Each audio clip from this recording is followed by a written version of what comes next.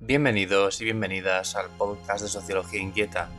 Un día más, como siempre, os recuerdo que os podéis suscribir por tan solo €1 al mes para ayudar al proyecto mantenerse y crecer. Y sin más dilación, empezamos con el podcast de hoy.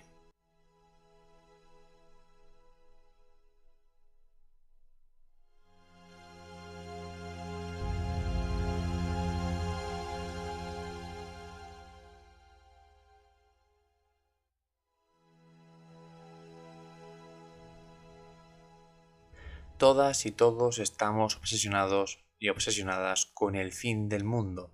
y parece bastante evidente que pensar en el apocalipsis está relacionado con la realidad material a la que nos enfrentamos día a día, la crisis climática, el auge de los nuevos fascismos o esa sombra de una tercera guerra mundial. Mark Fisher nos hablaba que el realismo capitalista nos habla en realidad de la imposibilidad de pensar más allá del capitalismo, y esto, aplicado al análisis cultural de las distopías, es algo que se ve claramente. Por ejemplo, a grandes rasgos, todo producto cultural distópico, ya sea este una distopía política o cibernética, enseña la cara más cruda y radical del neoliberalismo y el capitalismo. Pero no podemos dejar de lado otro producto cultural enmarcado posiblemente dentro de las distopías, como son las películas o series apocalípticas, es decir, aquellas historias que nos cuentan qué es del mundo durante y después de una catástrofe nuclear, una pandemia, la caída de un meteorito, los efectos de la crisis climática,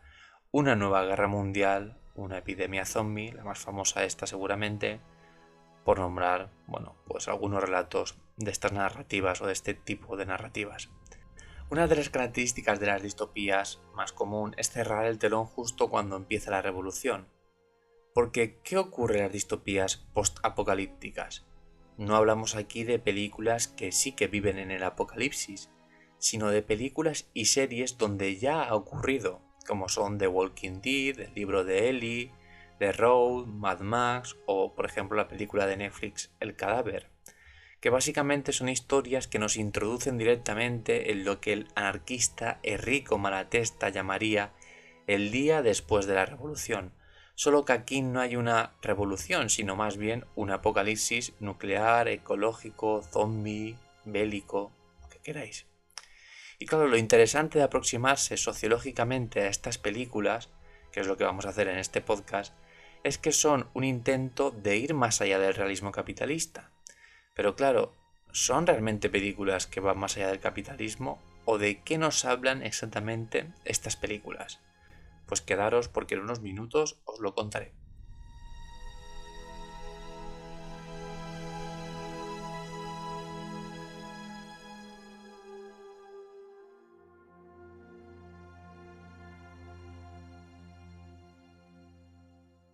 Vamos a empezar por la película El Cadáver, hecha en 2020 y que podéis ver en la plataforma Netflix, dirigida por Jaran Herdal, y es una película básicamente que nos sumerge en un mundo sin Estado, sin gobierno, sin policía y sin recursos públicos. Introducidos en esta sociedad, aunque podríamos decir que en estos post-apocalipsis la sociedad burguesa, industrial y moderna ha perdido todo su significado, las personas y pequeños grupos familiares sin recursos y desposeídos de todo básicamente, malviven sin aparente contacto alguno unos con otros. Sin embargo, un grupo de personas poderosas que viven en un hotel consigue apaciguar la situación de hambruna de manera caníbal. Ya veis, un clásico de estos posapocalipsis, la humanidad o lo que queda de ella devorándose a ella misma. Y fuera de esta breve presentación de la película, ya que esta en sí no es el objeto de análisis per se, porque bueno, la verdad que no es una película de mucha calidad, pero creo que la trama me sirve para explicaros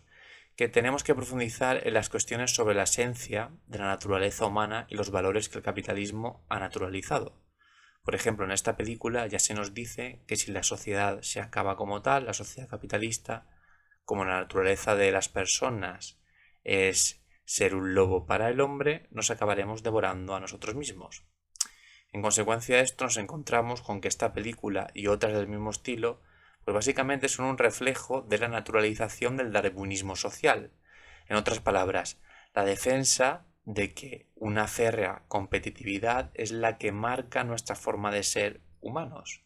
Es decir, pequeños grupos humanos o sujetos, cuando estamos indefensos, intentamos sobrevivir evitando a los grandes depredadores, que en estas filmografías son grupos de humanos más grandes y con más poder, vaya, como los burgueses actuales, dirigidos en su mayoría por un hombre autoritario y con una moral cuestionable, donde lo único que se ambiciona es apoderarse de los escasos recursos bajo la excusa del bien común, normalmente ligado a la garantía de seguridad y estabilidad. Un bien común donde la propiedad privada, la depredación y la expoliación de recursos y la maximización de beneficios son el único motor que impulsa a este grupo dominante. Y quiero hacer aquí un paréntesis porque nótese que también en estas figuras o grupos dominantes la idea de libertad resuena como la libertad de los liberales capitalistas. La libertad y con ella la sobrevivencia del grupo solo es posible dentro de este sistema, acatando sus reglas y sometiéndose a la figura de poder, como puede ser el Estado, la propiedad privada o la empresa. Pues aunque no podemos decir que estos grupos sean burgueses al uso, digo los de la película porque básicamente la sociedad ha desaparecido, sí que son herederos en cuanto a valores y posición social, es decir, darles a los burgueses lo que quieren a cambio de seguridad y de sobrevivir.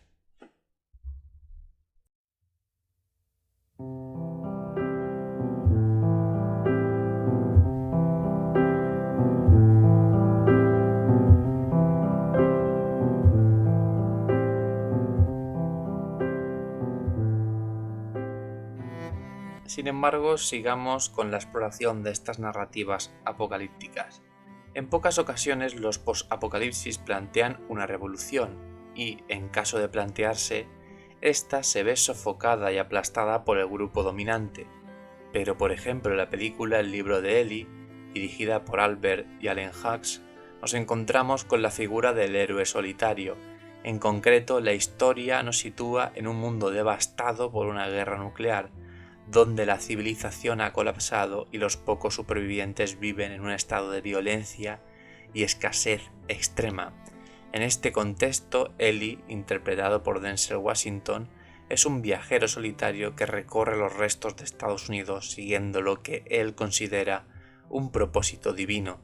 llevar un libro sagrado al oeste, donde cree que servirá para restaurar la sociedad. Este libro más tarde se revela como la Biblia.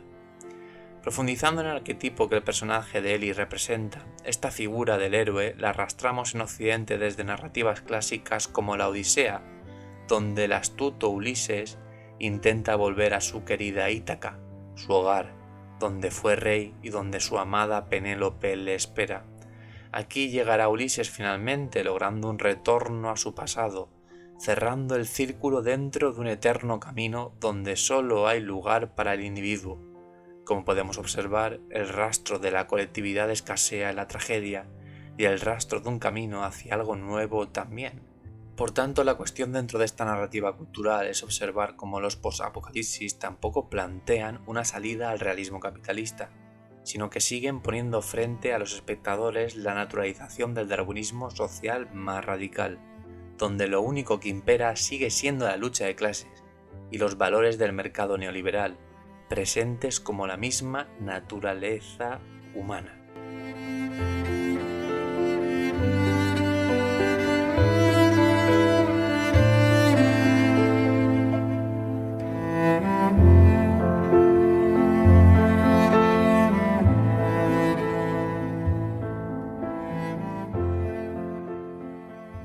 De hecho, algo similar ocurre en la película The Road, 2009, basada en la desgarradora novela de Cormac McCarthy, donde un padre, férreo en unos valores éticos y humanistas, mantiene la esperanza frente a una vida planetaria que se extingue. El protagonista intenta salvar y proteger a su hijo en una sociedad moribunda, con ecos de un infierno en la Tierra, donde bandas de caníbales patrullan bajo una nube global y oscura que no deja ver el sol.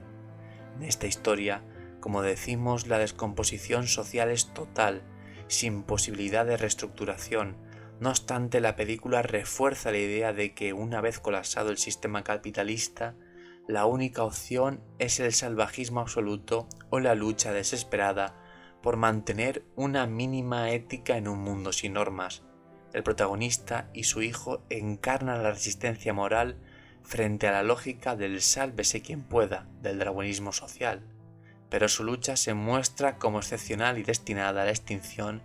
en un entorno naturalizado como hostil y bárbaro. Furiosa, Mad Max, sería el último ejemplo de este tipo que os muestro. La película de 2024, realizada por George Miller, plantea una sociedad posapocalíptica donde el poder se estructura de manera feudal y extractivista, con una dominación de los recursos, agua, petróleo, armas, por parte de los caciques de la guerra del desierto australiano, los cuales reproducen dinámicas de explotación extrema. Pese a ello, a diferencia de The Road, aquí sí que existen conatos de resistencia organizada e insurgencia contra el poder de los señores de la guerra, dentro de un marco donde la violencia es el principal vehículo de transformación social. La protagonista, Furiosa, es una niña que vive en una aldea ecosocialista matriarcal, donde el agua fluye, la vegetación aún es abundante y la paz y la igualdad reinan bajo una propiedad comunal. En esta visión idealizada de una sociedad poscapitalista, en este caso bajo una estética solarpunk, es donde podemos ver un germen poscapitalista que desgraciadamente acaba esfumándose otra vez con el imperativo del darwinismo social a través de la premisa que subyace en la trama. Lo colectivo, pacífico e idílico no es viable y no puede perdurar a causa de la naturaleza violenta del humano.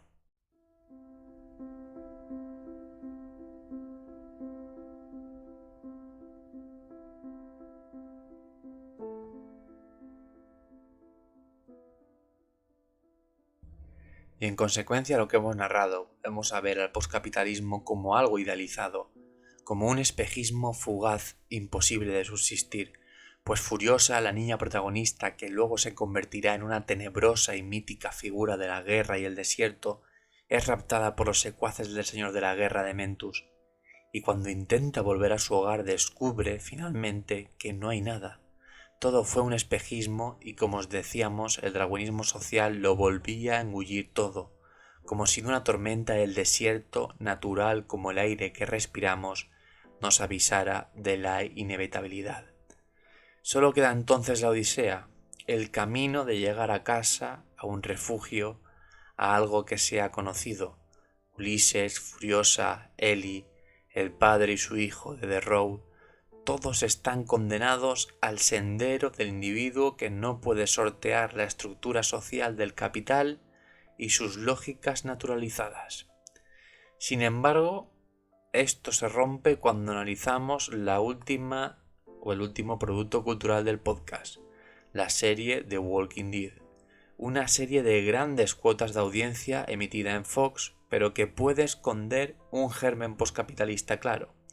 En esta historia, los protagonistas intentan constantemente formar una comunidad pacífica y democrática donde todos son aceptados y todas las personas son consideradas con derecho a sobrevivir. Además, cuando la serie avanza y el grupo de supervivientes logra sentarse en comunidades fijas, a pesar del holocausto zombie que les rodea, surgen enseguida las necesidades de vertebrar una sociedad cooperativa. En concreto, la comunidad de Alejandría trata de establecer un sistema basado en la democracia y el reparto equitativo de bienes. A diferencia de otras organizaciones antagonistas en la serie como pueden ser los Salvadores o los Susurradores, cuyo modelo autoritario y violento recuerda a los sistemas fascistas surgidos en el capitalismo. Por tanto, The Walking Dead nos acerca a la dualidad social de la naturaleza humana, mostrando cómo el conflicto sí es inherente a las sociedades, pero ni mucho menos hay una determinación que nos guíe hacia el bien o el mal. Otros modelos sociales más justos y diferentes al actual pueden surgir durante o incluso después del apocalipsis. Como conclusión general, os puedo decir que los poscapitalismos han de beber del ideal del poshumanismo cultural que proponen autoras como Rosy Braidotti, un posthumanismo que mire más allá del antropocentrismo ilustrado, el individualismo, el autoritarismo y también de toda lógica de rentabilidad y explotación económica neoliberal, como mostraría, por ejemplo, la comunidad de Alejandría en The Walking Dead. Aunque el posapocalipsis puede plantear aparentemente cómo sería un mundo no capitalista, dado que el sistema ha llegado a su fin, no deja de ser una muestra más de la imposibilidad de pensar otra manera de ser humanos, aunque como hemos visto, en la intención está la voluntad y sin duda hay resquicios entre tanta desafección.